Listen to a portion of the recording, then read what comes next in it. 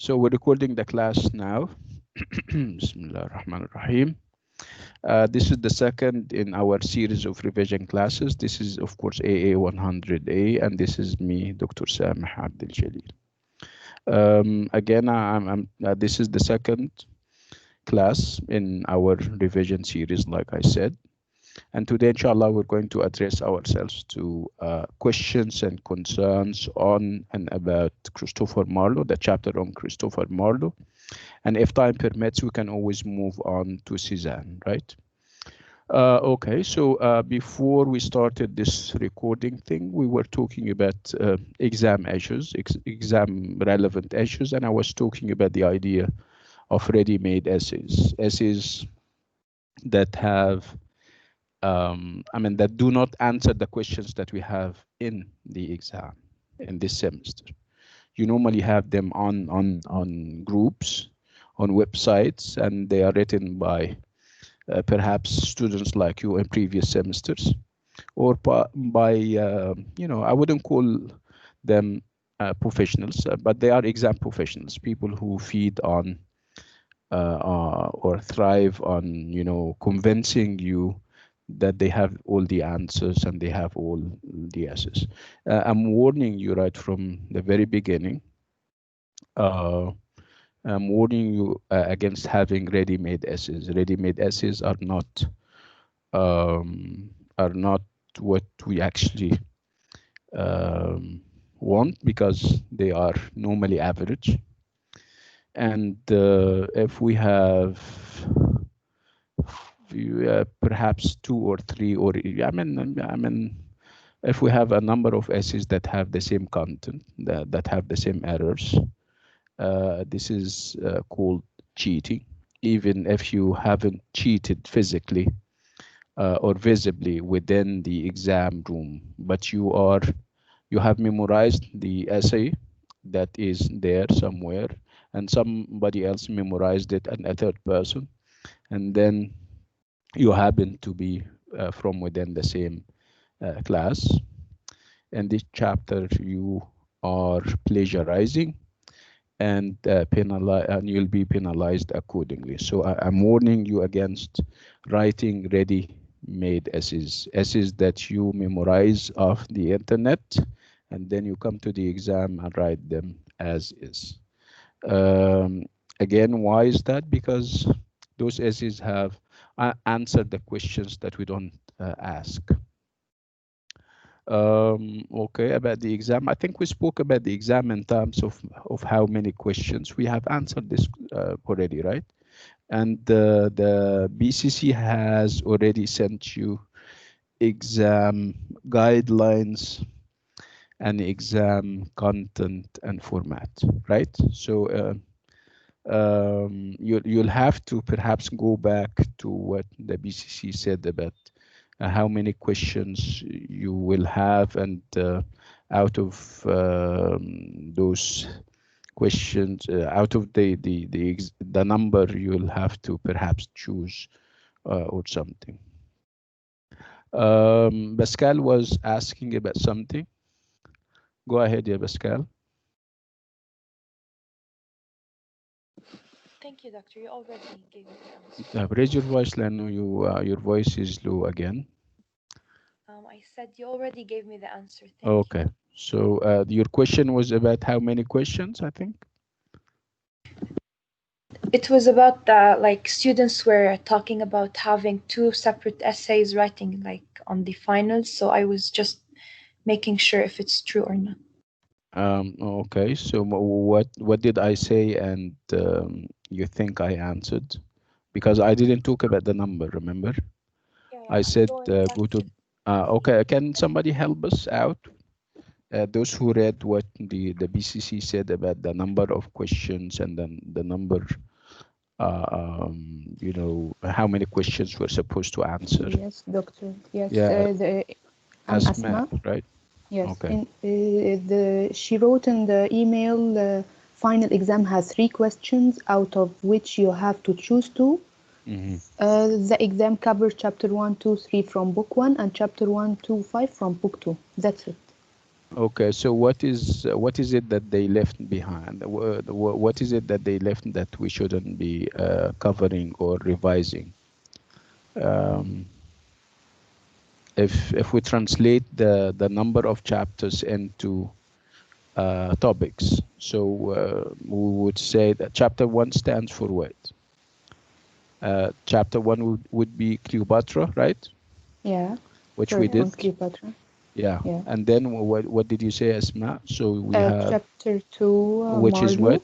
Which is Marlowe. So we have Marlowe with us, which is what we're going to do today. Okay. Yes, and then chapter 3, Cézanne. Okay. We do have Cézanne with us, chapter 3. Okay. And then. Yes, and then book 2, chapter 1, Plato, Mm-hmm. and chapter 2, the poetry, Mm-hmm. and chapter 5, Ireland. Okay. So nothing is left right out. So we have all the chapters, Yeah, right? yeah. Okay. That's interesting. Okay. So Asma, did you have a question that I didn't answer? No, no. Okay. That's So where are you from, Asma? Are you from Riyadh or Jeddah or Medina Riyadh. or Riyadh? Okay. Yeah. Nice. Nice people. Okay. Can before we start revising or going over Marlowe, Christopher Marlowe, if you guys have any procedural questions that you think I can answer, go ahead. Yes, doctor, I have a question. Okay. Identify yourself. What's your name? Athir Mubarak. What's your name again?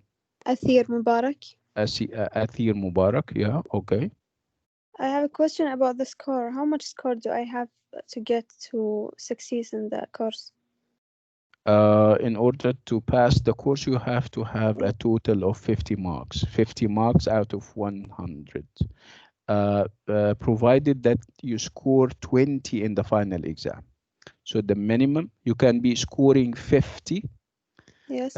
total, but your final exam mark is perhaps 18 or 15, you don't pass the course. Okay, thank you, doctor. So two things. Okay, Athir, thank you. Where are you from, Athir? The mom branch. From the map. Nice people too. Okay, so let me talk about those regulations that you already know. I mean, I'll just perhaps emphasize this. In order for people to go to the final exam, they have to score at least 15 in the continuous assessment. Continuous assessment means the TMA and the quizzes combined. Okay, when you put them together, if you have 15 or above, you are allowed entry into the final exam. If you score less than that, you're not allowed. And even if you go to the final exam and you score your highest, you don't pass because you're less than 15 in before the final exam. Okay, this is number one. Okay, so what happens if you have 15 or above, which most of you have? If you have 15 or above and you go to the final exam, you have to score 50 as course total, the 15 or above, and whatever you score in the final exam. Okay, provided that whatever you score in the final exam is not less than 20. We have so many cases of people scoring 50 or 50 something, but they failed the course. When we check why they failed the course, we see that they have scored less than 20 in the final exam. So 20 in the final exam, no matter how much you scored before, would make all the difference. Okay. Okay, which means, let me perhaps explain it in a more in a clearer manner. So I'm sure we have people with us now who have 40 marks in the final exam quizzes and TMAs. So if they have 40 now, does it mean that they go to the final exam and they score 10 out of 50 and they pass? No. If they score and they have 40 and they have perhaps 45 now, and you say that they only need 5 or 10. Is that acceptable? No, they have to score at least 20 in the final exam. Okay, is that clear, everyone?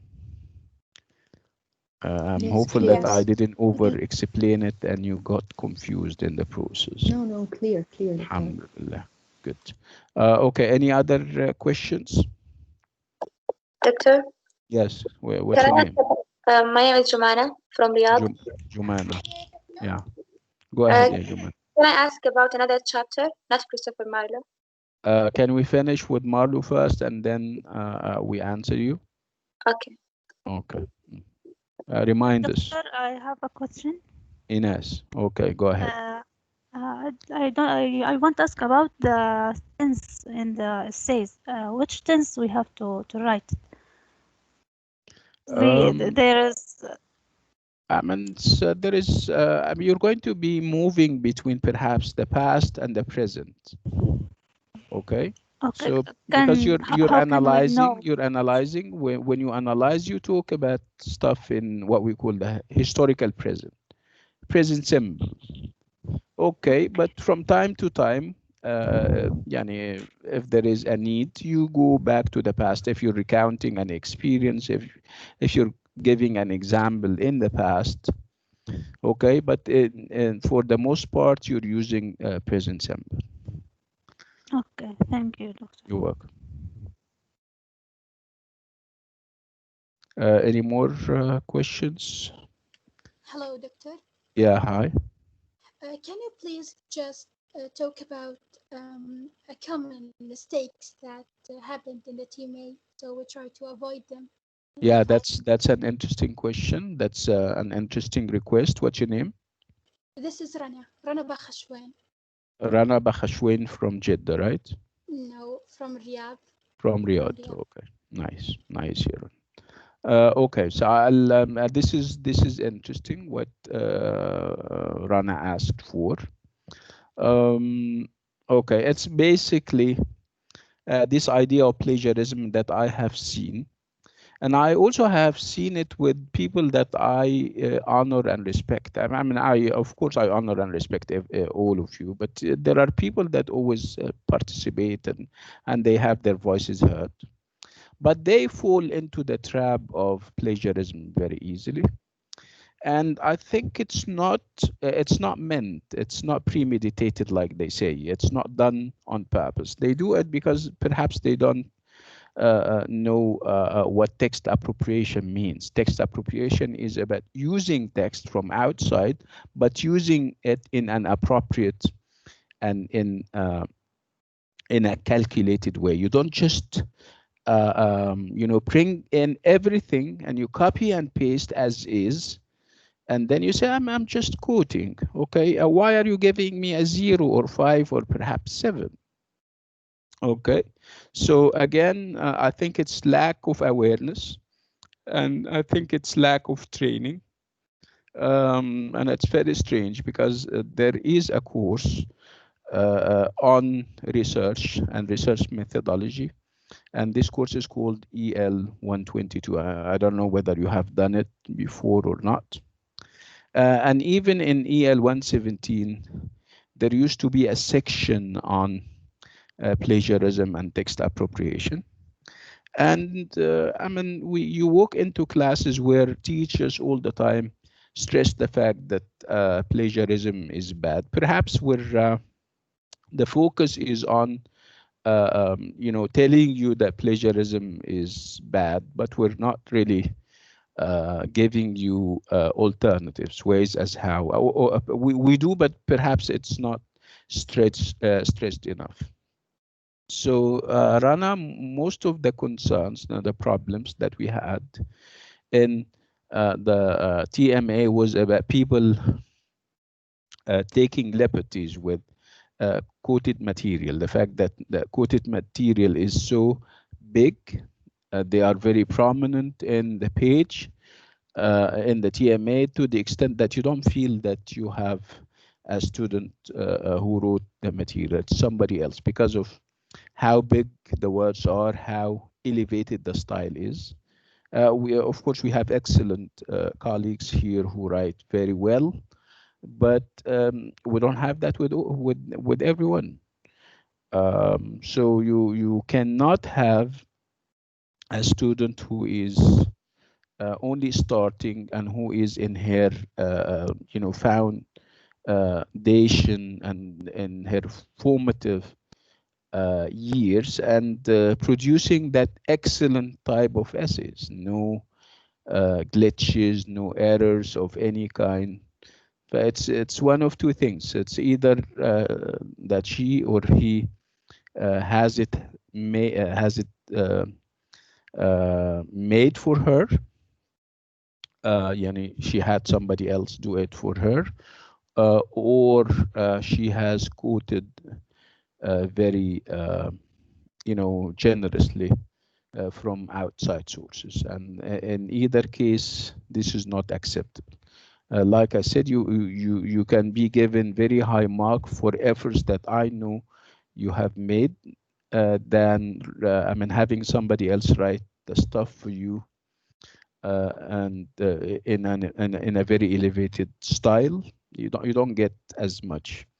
Again, this is one of the errors. The other big error would be the idea that you don't understand the question very well because you don't spend the right amount of time on the question, and you write your own question with the misunderstanding that you came out with, and you answer your own question. And when you ask you say that I answered. Of course you answered. Of course you wrote, and it's not about writing. It's not about filling the page with ink, obviously. It's not about writing too much. It's about writing correctly, writing in a relevant way. Relevant way means that you, like I said, you invest the right amount of time reading or on reading the question, okay? You engage with the question very well, and perhaps you need to highlight key words and the keywords and phrases in the question. And then you think of a way as how you can analyze and talk about those keywords and concepts and ideas. Again, this is an error and a mistake that I have seen. Remember there were two options in the TMA, if I remember well. One of them was about Cleopatra, and the other was about Christopher Marlowe. The one on Cleopatra was about sources other than Roman sources. If you still remember, you read the question perhaps in a wrongful way. Most of you understood that we asked you to write about Roman sources, and this is what you exactly did. When in actual fact, we didn't ask about Roman sources. We spoke about, remember the phrasing of the question, that the fact that there is more to the character of Cleopatra than what the Roman sources gave about her. There is more to the character. Okay, so you forgot about this part, or perhaps you misunderstood this part, and you focused on the second part, which is what the Roman sources say about her. So we ended up having, TMAs that talk about Roman sources. Did we ask for Roman sources? No, we didn't. People who wrote about Roman sources and other sources, was that acceptable? Absolutely. Right? But to focus your energies exclusively on Roman sources, this is what we didn't want. But in this case, you are being irrelevant. You're writing something that we don't want. So when you give you a mark that is not to you're liking, you have yourself to blame, right? You don't come to me and say, why did you give me this? Why did you give me that? It's simply because if you go back and if you invest the right amount of time in retrospect on the question, you're going to find yourself mistaken, right? So again, I'm encouraging you to, can you still hear me? Yes, you can, right? Yes. You guys need to spend the right amount of time on the question. Try to kind of analyze the question. Try to highlight the keywords and phrases and the questions. Try to read the question more than once. Try to understand it. Okay. So I can understand that perhaps somebody didn't read or study beyond Roman sources. But that's why they write about Roman sources, because they haven't studied beyond that. And we give them a mark accordingly, and it's going to, of course, be low. But people who have studied the whole chapter and they know that there are sources other than those Romans, of course, they are not big and they are, for the most part, not written, not written documents. Remember when we spoke about Egyptian sources, and we said that those sources are, for the most part, statues and coins. And remember when we spoke about that? But this is a problem, that people understand the question in a wrongful way, and they proceed and answer accordingly. Okay, so reading the question very carefully is very important. Try to avoid writing titles for the questions, because titles would take you away from the right answer. By writing a title for your question or for your essay, which we don't want, you perhaps miss the opportunity to go back to the essay question itself and think about. Okay, so forget about titles, and the question can be your title. Okay, and every time you write, have a strategy, have a plan for your answer, have an outline. Okay, have a mental outline so that you can avoid this idea of digression, of perhaps talking about something that we don't want. Okay, so be relevant, be to the point, be sensible in terms of the amount of words that you would use. Not too little and not too much, of course. Relevant. See how many points you're going to cover based on your reading of the question, and set out to write the essay accordingly. Don't give me points. Points is not acceptable. You don't give me points. Okay, this is essays, and essays are what we want. Introduction, body paragraphs where you analyze and provide examples and everything, and then you conclude the whole thing in the conclusion. Don't give me subheadings. Subheadings means that you for the introduction you write introduction. No. For the body paragraphs you say body paragraph 1, no, body paragraph 2, and then for the conclusion you say no. This is not acceptable. Okay, I can tell when there is an introduction, if there is, of course, an introduction, and when there is a body paragraph. What else about the errors and mistakes that you guys made in the TMA? The length of the essay. The length. You mean length.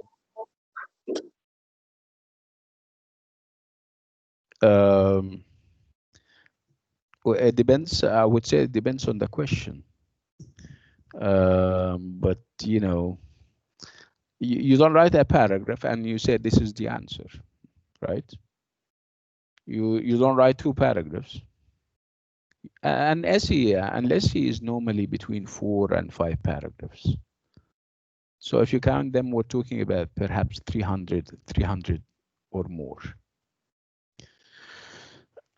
Okay, so don't be too obsessed with the idea of word count and word. Just write.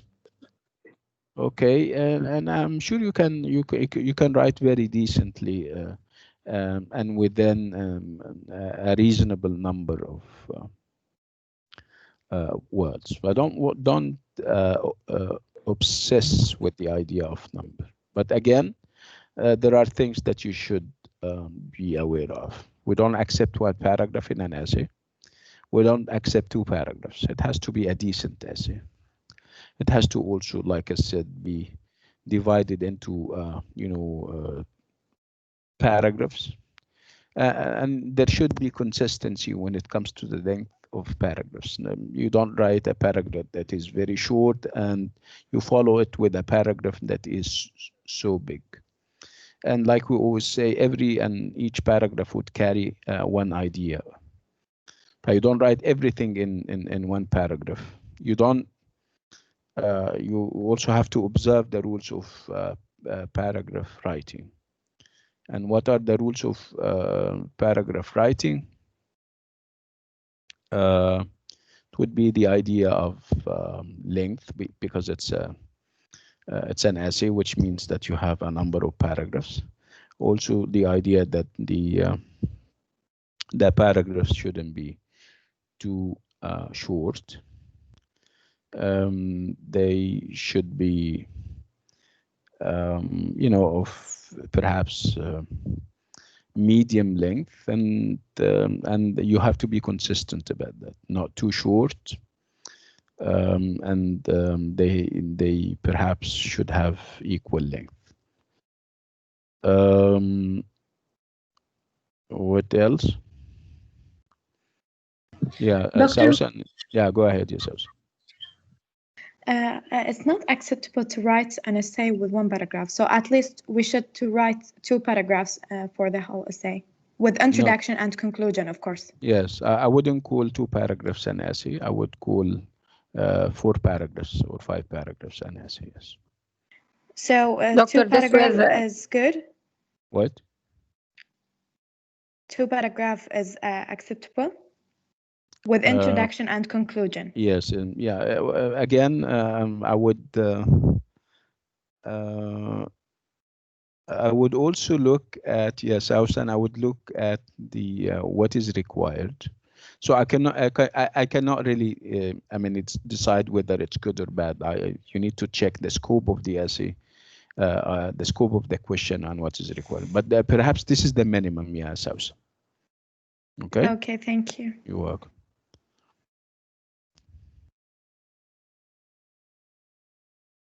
Can you see me?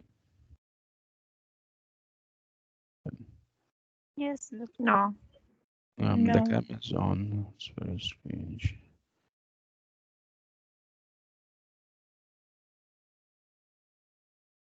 Yeah, perhaps. Yeah. Yeah, I came. Can you see me now? Yes, now, yes. Yeah. Yeah, because of the how many we are. Yeah, I think I'm visible now. Perhaps I have to do this. Okay, good. Okay. Okay. So can we go all the way to Dr. Faustus? And have you done any preparation for Dr. Faustus? Have you? Doctor? Yes. Please, Mahmoud, just I have a final question, if you allow. Okay. Final exam question or final last question? Last question or final question. Okay, that go doesn't ahead. matter. But Okay. you say you should write 2 paragraphs on or 3 paragraphs. That's mean introduction and 2 body paragraph and conclusion, right? Okay. Okay. I didn't say you should. I said we're talking about. It's the minimum. Yes. Okay, thank you so much. This is what I have to listen. Yeah. Thank you. Okay, Mahmoud. Thank you. Anybody else? Okay, طيب. Let's go to Dr. Faust. I'm sorry, to Christopher Marlowe, and of course we'll talk about Dr. Faustus because it's also about Christopher Marlowe. So you have done enough preparation, I'm sure. You have gone through the material, and I think you have questions. So instead of me retelling everything, because we have the recorded material already, and you can always go back to it. And instead of me repeating myself, but let's listen to what you have to say about Dr. Faustus first, and then we can give you time for questions, and I try to answer the questions to the best of my abilities and to the best of my knowledge. Okay, so when I say I'm sorry, when I say Christopher Marlowe, what immediately comes to your mind? What are the associations of of Christopher Marlowe? Come to the mic, identify yourself, tell me who you are. For example, this is Samah from Jeddah, and then you proceed. Okay. So when I say Dr. What's wrong? I keep confusing. Perhaps because they are one and the same in terms of barrels and correspondence. When I say Christopher Marlowe, so what are the associations of Christopher Marlowe? Of course, the name rings bells at the back of your mind because of it's part of the ongoing project that we've been doing together. The fact that he's part of the celebs. Okay, so Christopher Marlowe, associations. Christopher Marlowe as a chapter and also as a character. What do you guys have to say? Hi, Doctor. Can I answer? Ines. Yeah. Yeah, I'm Ines Mohammed. I'm from Jeddah.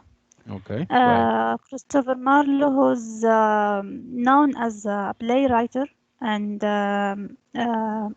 who have a horrible thought, and he was working as a government SPY. Some SPY, of spy, critics, spy. Spy. I'm sorry, spy. Yeah, okay. And he's known also as law breaking. Law breaker. Play with the fact that breaker. he breaks the law, right? Yeah, breaks the law. Yeah. And all his writers talk about law breakers also, and he's denying by the religion. Yeah. That's all my idea. Okay, excellent thoughts, Ines. Though you were very biased against him, very prejudiced against him, because this is actually a part of the story, not the whole story. And this was given by people who hated Christopher Marlowe. So we need to take whatever they said with a grain of salt. It's exactly what happened with Cleopatra, where if we depend entirely on Roman sources, we would have a very bad character, which Cleopatra was not, right? So what Ines said was all negative because of some of the sources, and this is obviously not the whole story. The fact that there is a great deal that is nice about Christopher Marlowe, the fact that he was an excellent playwright. He was very talented, and had it not been for the fact that he died untimely, prematurely, he could have even rivaled. He could, I mean, people expected that he could have even become better than Shakespeare himself. Remember, he was contemporary to Shakespeare. Again, what Ines said was very interesting, and it would bring us to the idea of reputation, and the fact that reputation can be, you can have reputation whether you are good or bad. And we made this distinction, if you still remember, between being famous and being infamous. And we said famous would be famous in a positive way, and infamous would mean that you have gained not popularity, fame, but in the wrong direction. The fact that you're perhaps a serial killer that everybody knows about, a spy that all the eyes are focused on. This is infamy, and this is not very beautiful. So to confuse the two when it comes to the character of Christopher Marlowe would be actually unfair to him. And this is actually what the Romantics did with Christopher Marlowe. And this is how he came to his own in the 19th century. He has been the butt of criticism all through since the Elizabethan age, and it was only in the 19th century that he started to that people started to recognize his talent and his genius. He said, whatever he did, we're not focused on that part. We're focused on how talented he is, and make no mistake about it, he was very talented. He was very creative. Again, this is all within and under the parameters of fame and reputation, and this is what the whole chapter is about. We're talking about reputation, and we're also talking about contested reputation, whether people deserve the reputation that they had or not, whether and what goes into the making of reputation any way. If you focus on this negative aspects or this negative part about Marlowe, you would look at him as a game changer, as perhaps a challenger of orthodoxies. If you happen to be looking at things from perspective, from conservative lens, you would say that he is is a rebel.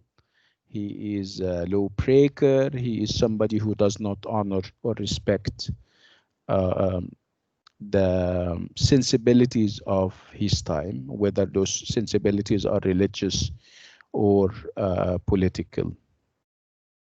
So yeah, he was perhaps ahead of his time in the sense that he would do what other people are doing now, which is the idea that he doesn't take ideas for granted. He doesn't take philosophies for granted. He doesn't take beliefs for granted. He would challenge them. He would ask questions, whether those questions are comfortable for those who are supposed to answer them or not. This was quite new. This is quite revolutionary. That's why conservative people, and they are normally big in number, they would say that he is unorthodox, that he is a rebel, that he is trying to disrupt the peaceful fabric of society. He is disrupting the harmony of society, and he would end up perhaps having issues and problems. He would be they would set traps for him, whether these traps are legal or otherwise. We're not denying the fact that he was also he wasn't that peaceful type of people who would simply live a simple, peaceful life. No, he would be triggered very easily, and he would have fights and everything. And you used to remember, of course, that he one reason why he died untimely was the fact that he was stabbed and he was killed when he was perhaps 29 or 30, something in this neighborhood. So again, what counts eventually, especially in the 19th century and after, would be the talent and the genius, the literary genius and the literary talent of Christopher Marlowe. What else about Christopher Marlowe? You would have as an example Dr. Faustus. Dr. Faustus the play and Dr. Faustus the character as an example of you know of this kind of rebellious spirit that he has. So we're trying to establish the fact that you know, his work reflects and corresponds to his life and to his career.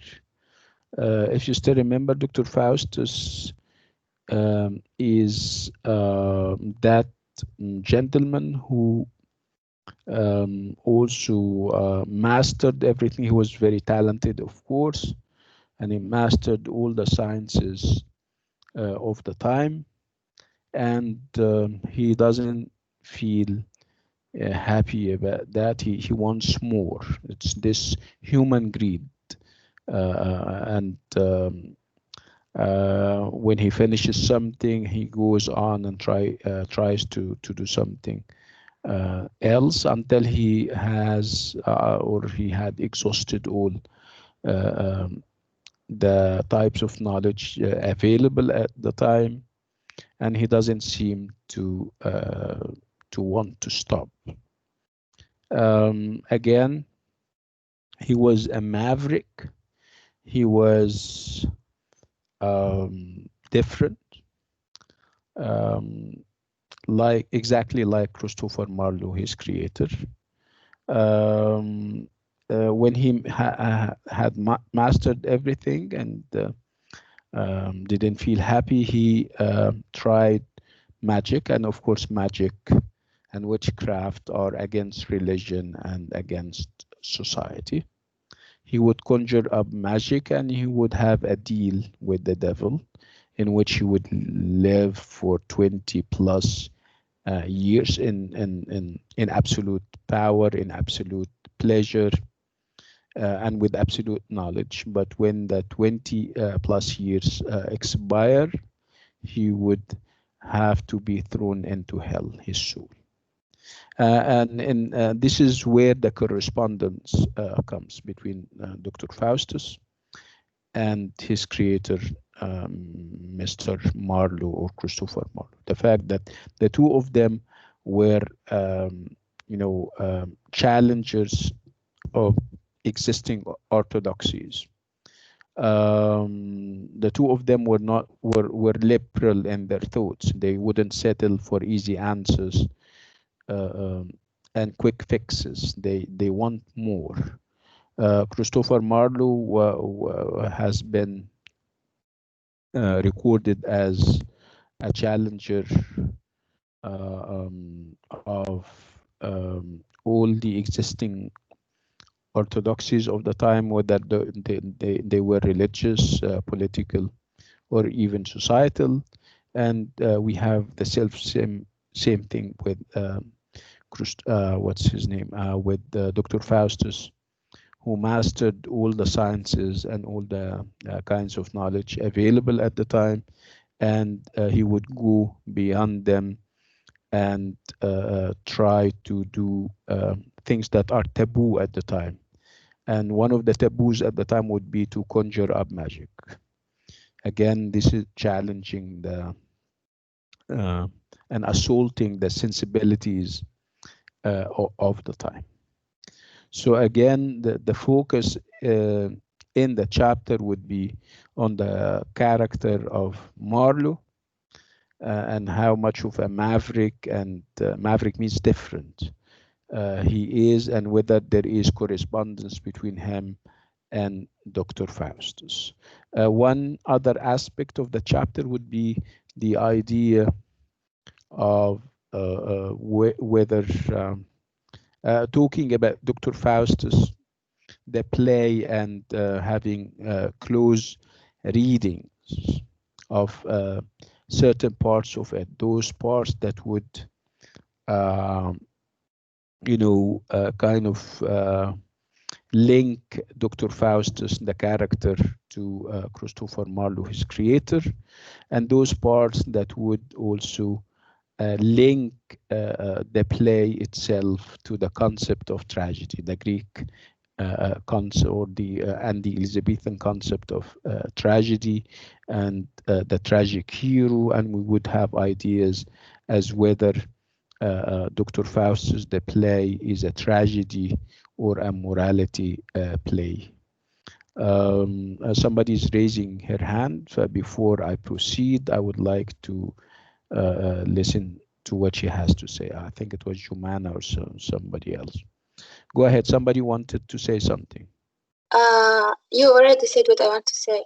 What did I say that you wanted to say? That Christopher Marlowe presents himself and his protagonist. Yeah, he's okay. You mean that he was the real protagonist of the play, Dr. Faustus, because of the correspondence and the similarities that he has with his creation, Dr. Faustus, right? Yeah. Okay.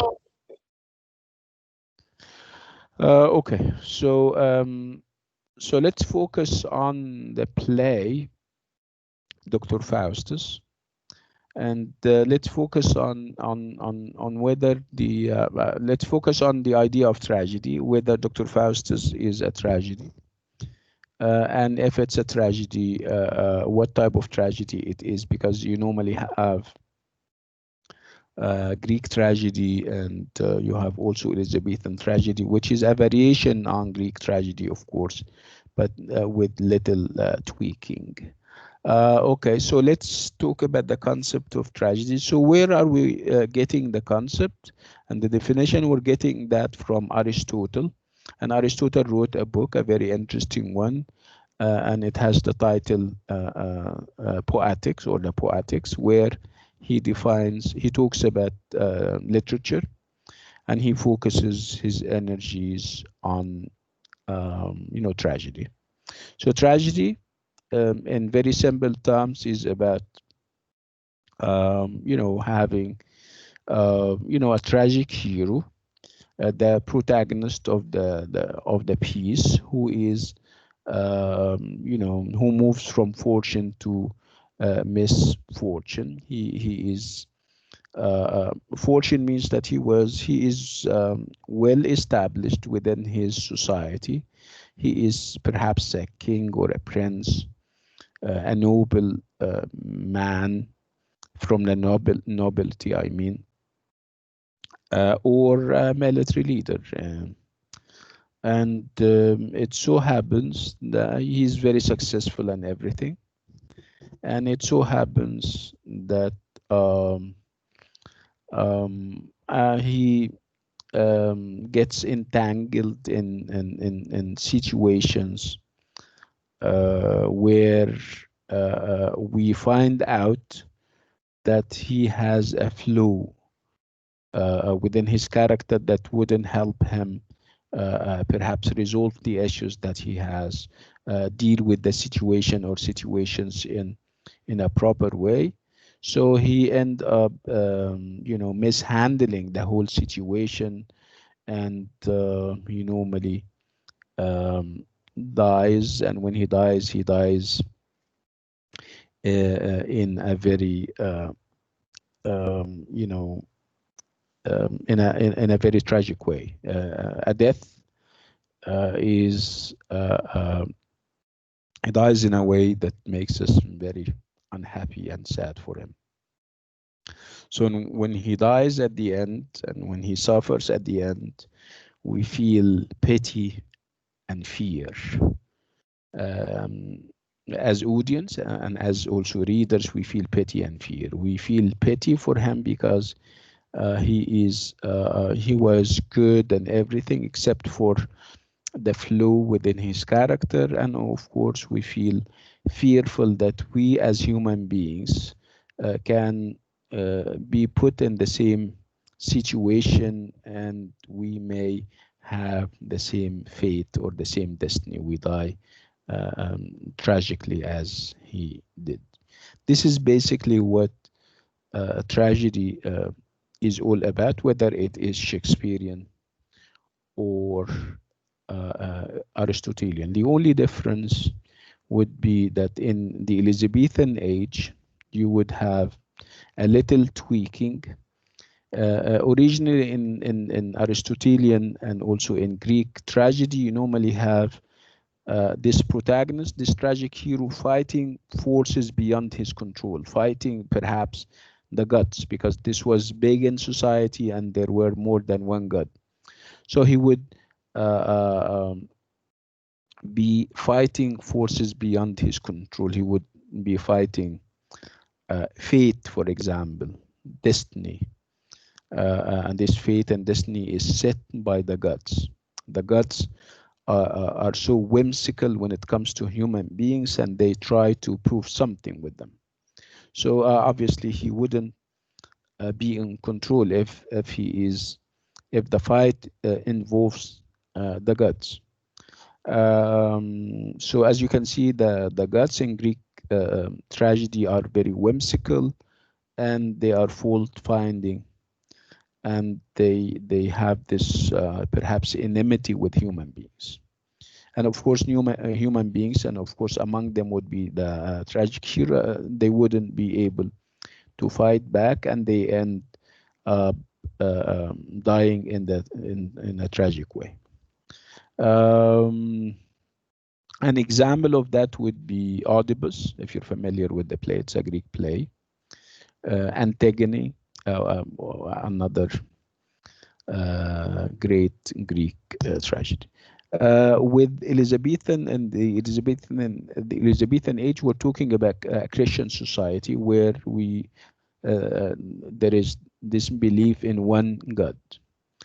And instead of having the tragic hero involved and entangled in a fight with the gods, you have him entangled with flaws within his character, and also with the establishment and society. So it's not the gods anymore. It's an idea that he fights against, for example.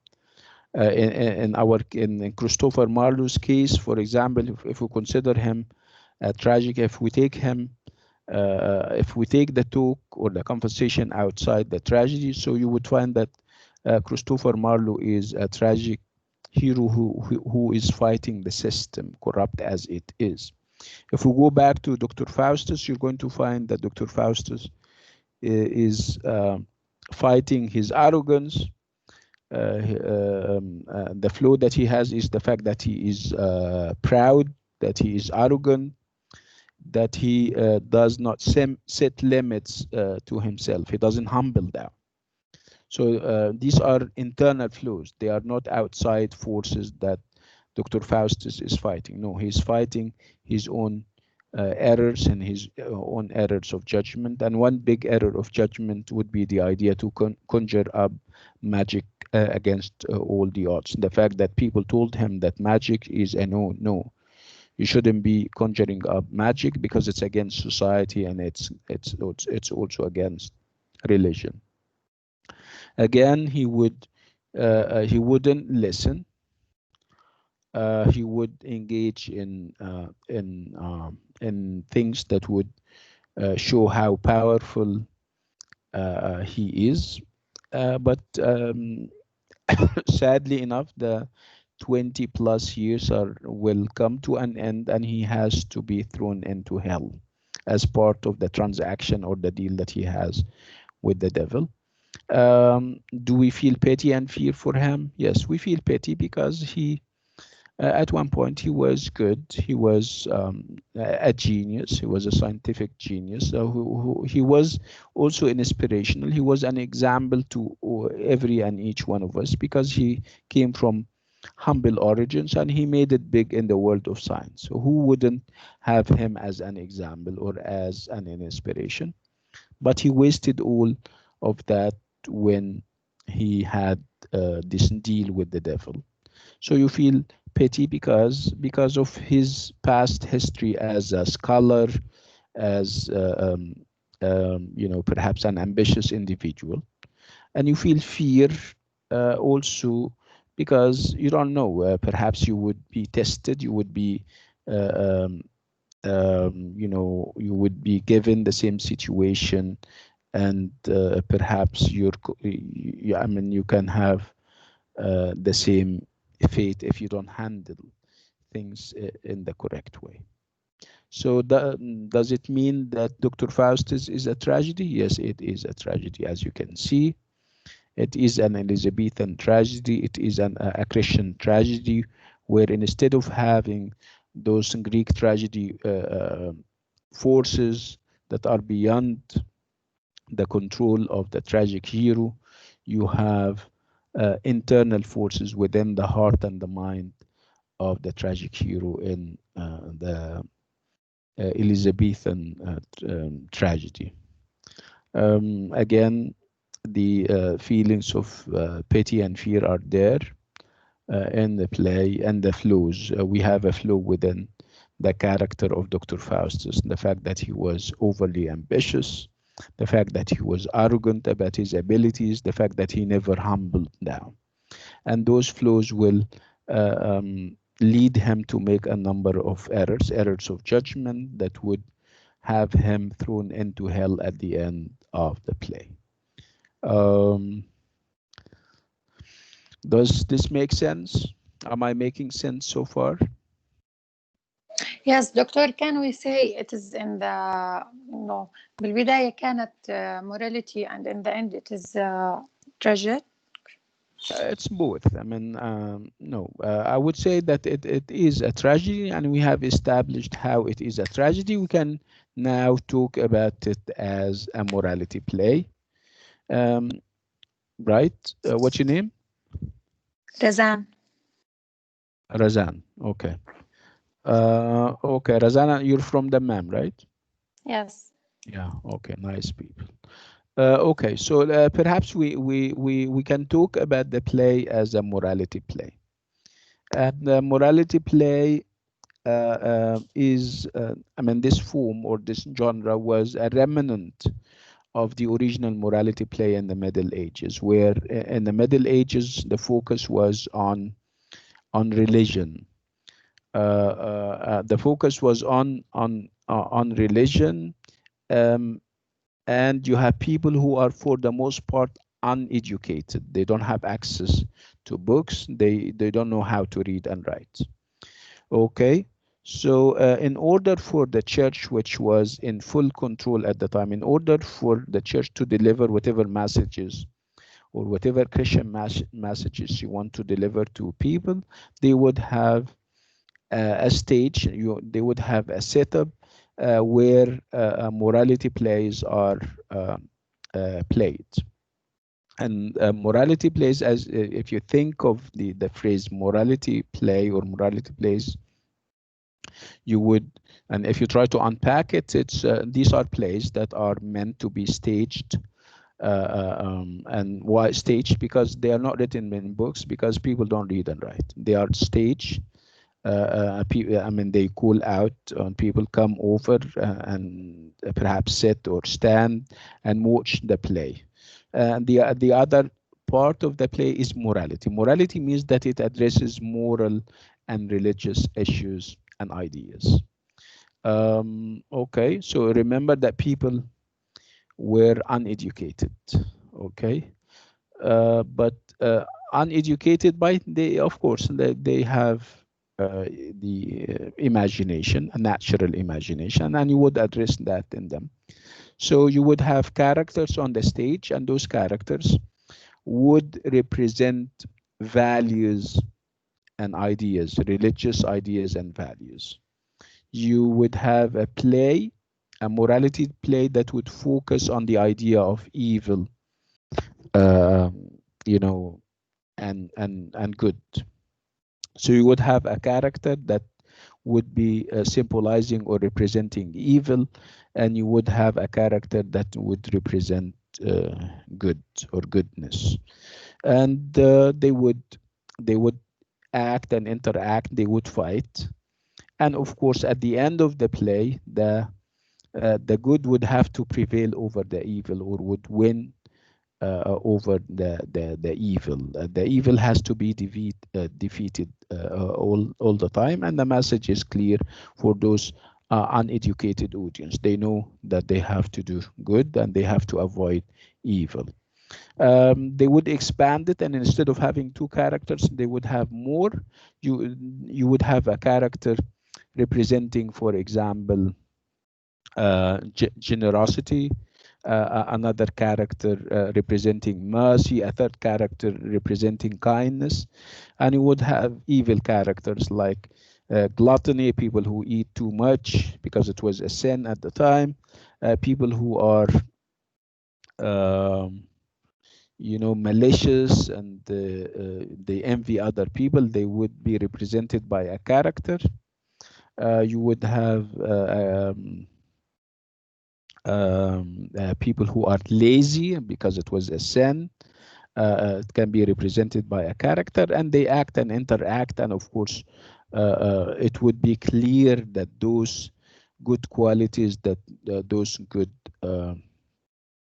abstractions, like I said, kindness and generosity, and pity and mercy, those qualities would win over the other bad qualities. So this was a morality play, and morality plays in the medieval period, in the Middle Ages, and they over time they would be there, but their influence wouldn't be big because people started to learn.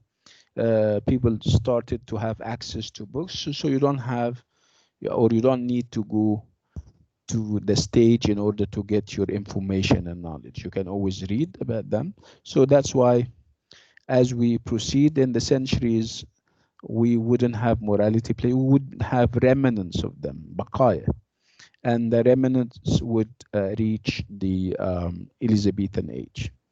So the question remains, why did Christopher Marlowe depend on morality play, and he is the atheist that everybody is saying he is, that he is the challenger of religion that everybody is saying he is. But isn't that strange that he is using the traditions of the morality play, in spite of the fact that the morality play is a religious thing, it is a religious practice? And that would bring us to the idea that we don't know whether Christopher Marlowe presented or created Dr. Faustus to what? Perhaps to mock the traditions of morality play, or to warn us against the falling into the trap of of having too much arrogance and pride, to the fact that we should, perhaps he is trying to tell us that if you do as Dr. Faustus has done, by conjuring up magic, by having some kind of deal with the devil, you would have the same destiny, that you would have the same fate, and you would die tragically, and you would be cursed and thrown into hell. So you would have this conflict in interpretation. Is he condoning what Dr. Faustus did? Is he accepting that, and perhaps he's making fun of the traditions of the morality play, or is he bringing in the tradition of the morality play with this, echoes of the good and the evil angels fighting over the soul of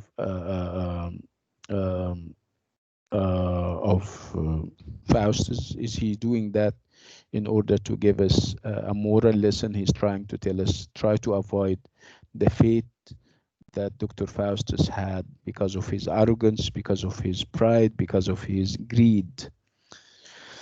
Okay, so what are the manifestations of the morality play? If we say that this is a morality play, if we say that Dr. Faustus is a morality play, what is it that we have within the play that can prove that it is a morality play? Just to remember, Sausan is raising her hand. Go ahead. Yes, I want to ask you if, in my opinion, Yeah. the play is morality and tragedy in the same time. Yeah. And So can I write about both if in final exam that the play is morality and tragedy? yeah, if you write about both, it means that you're setting or you're giving your own questions, right? Mm-hmm. If I ask you to write about both, you write about both, right? If the question was, is the tragedy is the play tragedy or morality? Yeah. So in my If you opinion, think it's both, you write you prove that it is both. yes. Okay. If the question is only about how much of a tragedy it is, you write about tragedy. If the question is exclusively about the play is a moral as a morality play, you write about it as a morality play. Yes. If the question is about whether it is one of the two and you think it is more of a tragedy than of a morality play, you can do that. If you're convinced that it is both, you write about that. Okay. Okay. Okay, so thank you. Okay, about morality, can I answer your question? Yeah, absolutely, go ahead. Okay, and in morality we can see in Faustus the play there are good evil and a good angel and evil angel. Okay. So in which their names tell us about everything that we want to know about them. They represent like moral qualities, goodness and evil. So this is a typical way to represent characters in moral play. Okay. Yeah, this is one of the features. This is what you're trying. This is a feature of the morality play. Yes.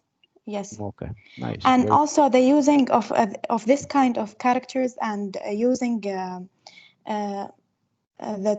chars, the cars, or I don't know how to pronounce it.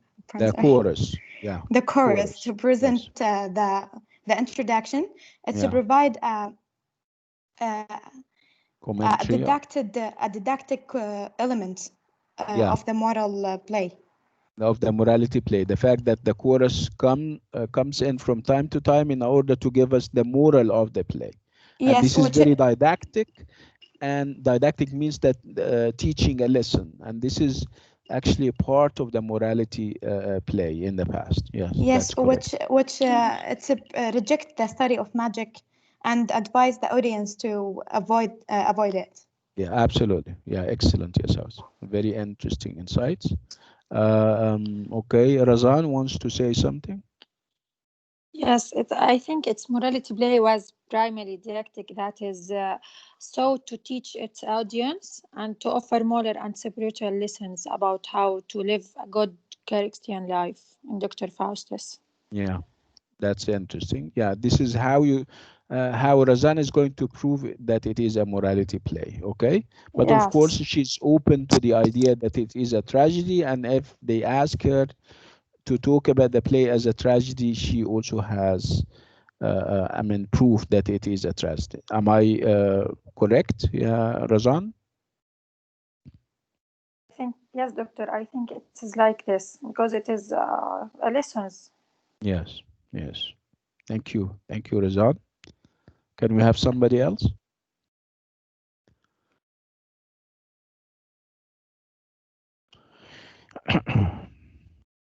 So what else about Marlowe? What else about Dr. Faustus? I think we have spoken about everything in the play, unless you remember something that I don't remember.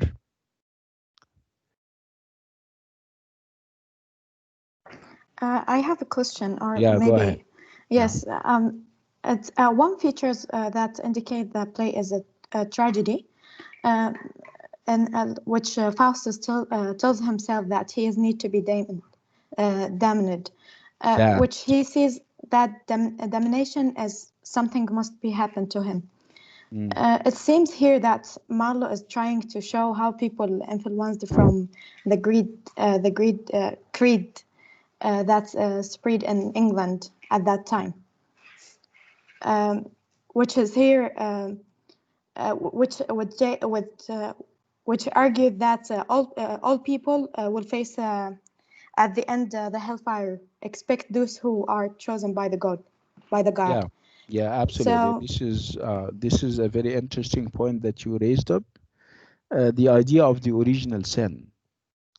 yeah, yes. So Uh, maybe here Marlowe, maybe here in this play he portraying Faustus as one of the victim of this creed. Is that right? yeah, perhaps Christopher Marlowe was influenced and perhaps inspired by the idea, by this belief. There was this belief at the time that no matter how much you try to perhaps pray and do good deeds and everything, you still have this original original sense that you have inherited from Adam.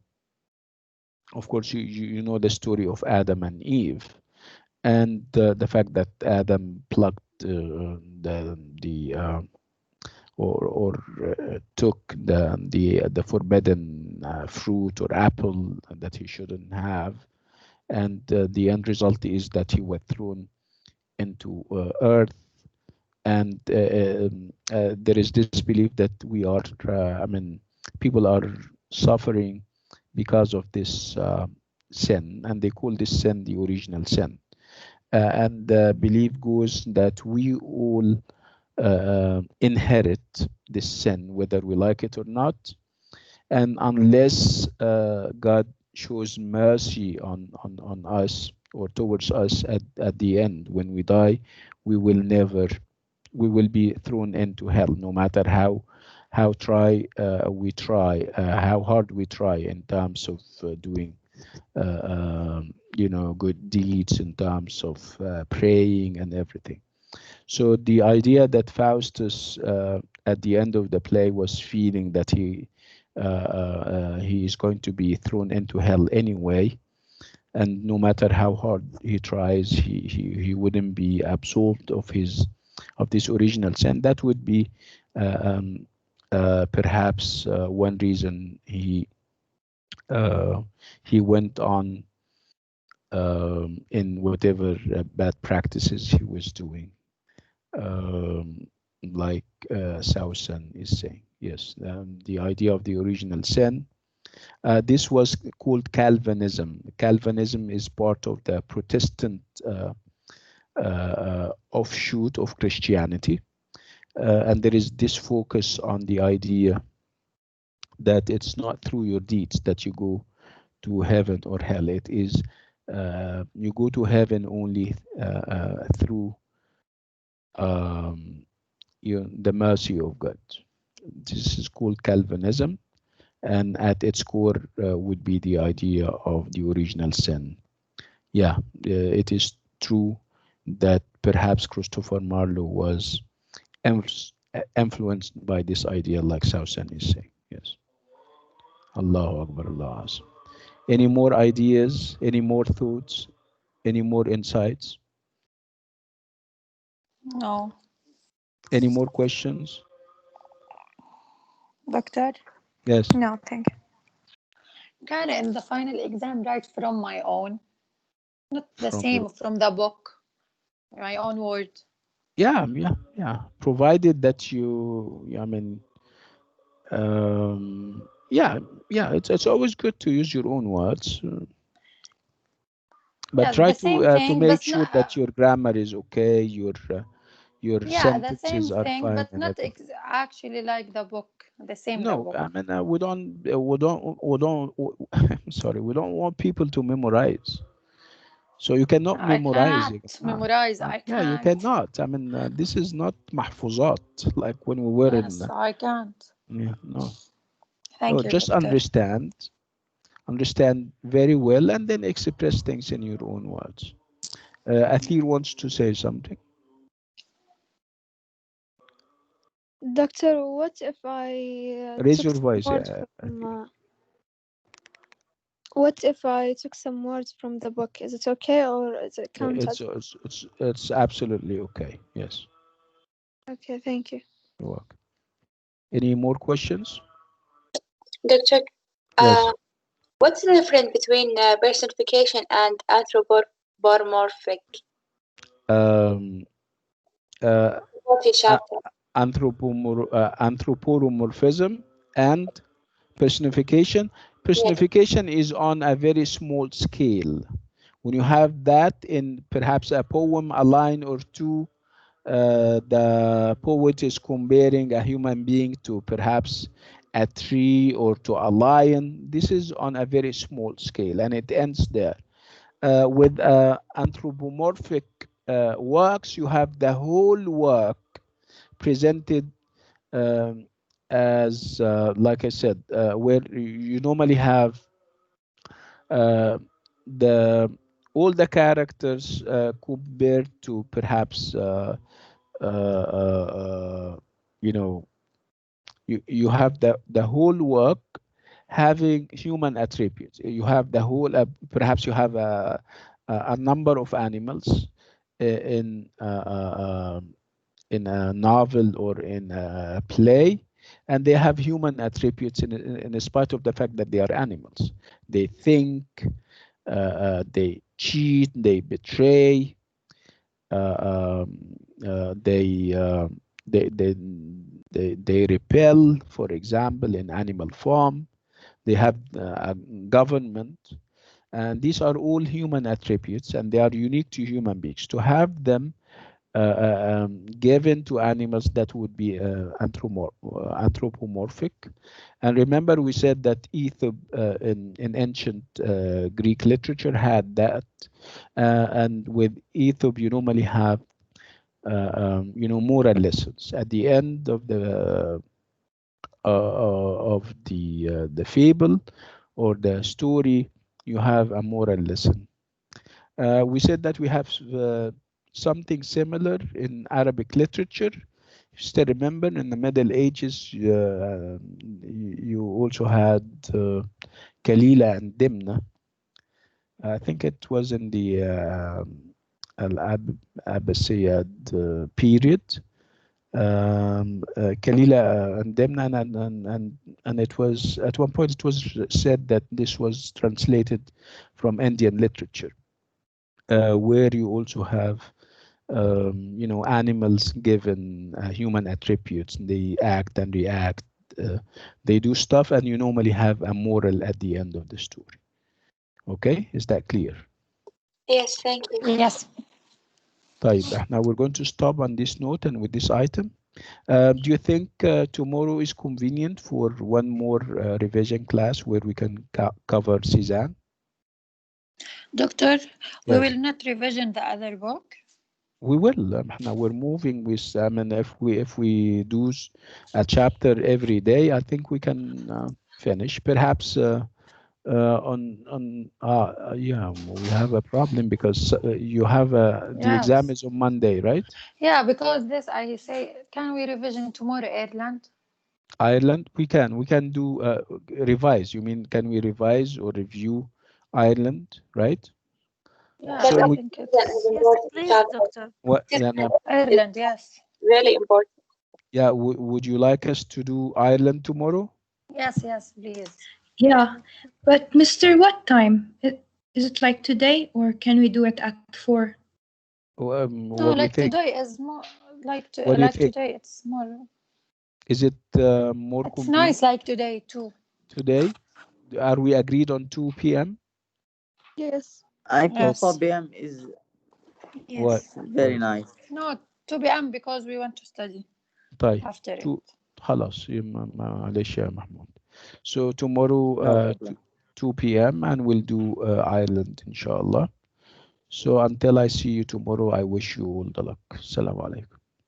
Thank you, Doctor. Thank you, Doctor. You're welcome. Thank you, Doctor. Bye.